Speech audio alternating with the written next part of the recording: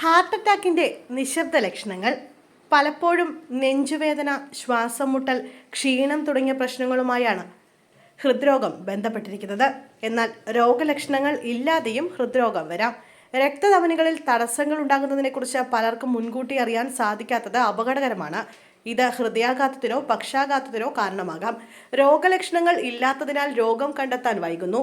എന്നാൽ മുൻകരുതലുകൾ എടുക്കുന്നതിലൂടെ ഹൃദ്രോഗത്തെ ഒരു പരിധിവരെ തടയാൻ സാധിക്കും.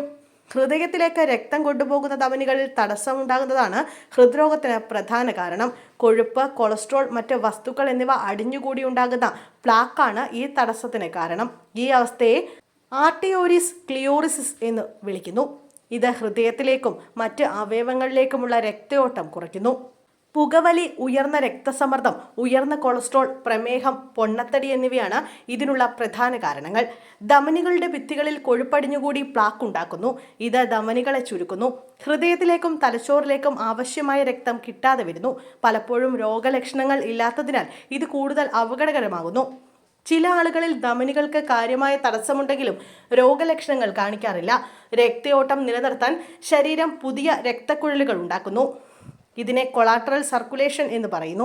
ഇത് താൽക്കാലികമായി രക്തയോട്ടം നിലനിർത്തുകയും രോഗലക്ഷണങ്ങൾ പുറത്തു കാണിക്കാതെ മറയ്ക്കുകയും ചെയ്യുന്നു. രോഗലക്ഷണങ്ങൾ ഇല്ലെങ്കിൽ പോലും കുടുംബത്തിൽ ആർക്കെങ്കിലും ഹൃദ്രോഗമുണ്ടെങ്കിൽ കൂടുതൽ ശ്രദ്ധിക്കണം. 45 വയസ്സിന് മുകളിലുള്ള പുരുഷന്മാരും 55 വയസ്സിന് മുകളിലുള്ള സ്ത്രീകളും കൂടുതൽ ശ്രദ്ധിക്കണം.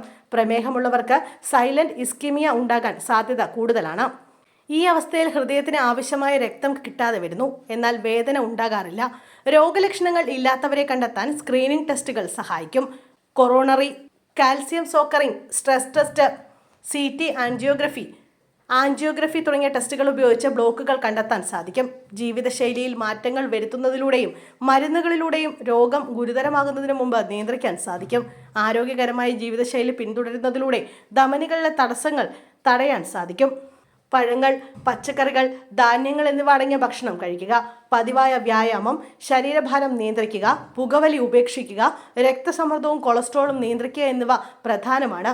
പതിവായ പരിശോധനകൾ, അപകട സാധ്യതകൾ മനസ്സിലാക്കുക, സ്ക്രീനിംഗ് ടെസ്റ്റുകൾ നടത്തുക എന്നിവ ഹൃദ്രോഗത്തെ തടയാൻ സഹായിക്കും. മുൻകരുതലുകൾ എടുക്കുന്നതിലൂടെ രോഗലക്ഷണങ്ങൾ ഉണ്ടാകുന്നതിന് മുമ്പ് ഹൃദയത്തെ സംരക്ഷിക്കാൻ സാധിക്കും. ആരോഗ്യകരമായ ജീവിതശൈലി പിന്തുടരുകയും പതിവായി ഡോക്ടറെ സമീപിക്കുകയും ചെയ്യുക.